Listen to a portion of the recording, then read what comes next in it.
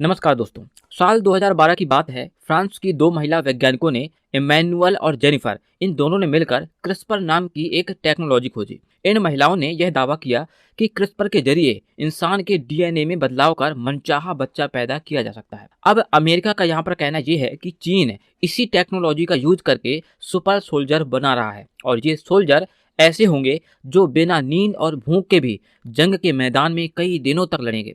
और हाल ही में हमने देखा कि चीन का रुख भारत की तरफ ज्यादा आक्रामक रहा है। भारत चीन का सीमा विवाद एक लंबे समय बाद भी सुलझता नजर नहीं आ रहा है और उसके बाद हमने यह भी देखा है कि चीन की विस्तारवादी नीति सिर्फ भारत के लिए ही नहीं बल्कि पूरी दुनिया के लिए खतरा है, क्योंकि भारत व चीन के बॉर्डर एक दूसरे के साथ ज्वाइंट हैं। इसलिए इंडिया को इस बारे में ज्यादा सोचना होगा। अमेरिकी इंटेलिजेंस के मुताबिक साल 2020 से ही चीन क्रिस्पर टेक्नोलॉजी की मदद से सुपर सोल्जर बनाने की शुरुआत कर चुका है और इसके लिए चीन के सैनिकों के डीएनए सैंपल भी लिए जा रहे हैं और अमेरिका के इस दावे को ब्रिटेन ने भी सही ठहराया है।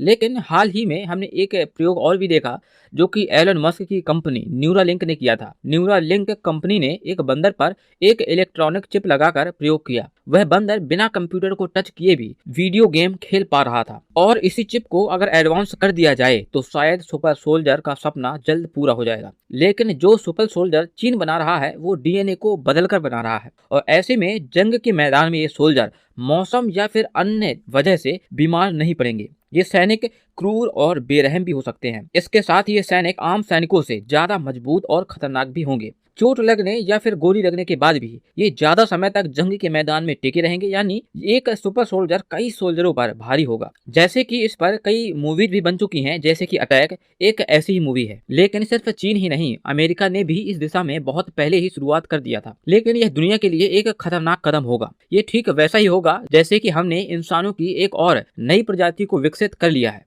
जो कि हमसे ज्यादा एडवांस होंगे और ये भी हो सकता है कि ये प्रजाति अपनी संख्या बढ़ाने लगे और इंसानों के लिए ही शायद खतरा बन जाए। तो सुपर सोल्जर बनाना मिलिट्री के लिए, मिलिट्री के दृष्टिकोण से तो सही होगा और कई देश इस पर काम भी कर रहे हैं, लेकिन शायद इंसानों के वजूद के लिए यह एक खतरा साबित हो सकता है और चीन बिना इसकी परवाह किए लगातार इस दिशा में काम कर रहा है। तो दोस्तों, आप क्या सोचते हैं कि क्या चीन का सुपर सोल्जर बनाना इंडिया के लिए खतरनाक होगा या फिर कुछ ऐसा होगा जिससे कि इंसानों का वजूद है वो भी खतरे में पड़ सकता है? कमेंट बॉक्स में जरूर लिखिए। मिलते हैं नेक्स्ट वीडियो में। जय हिंद, जय भारत।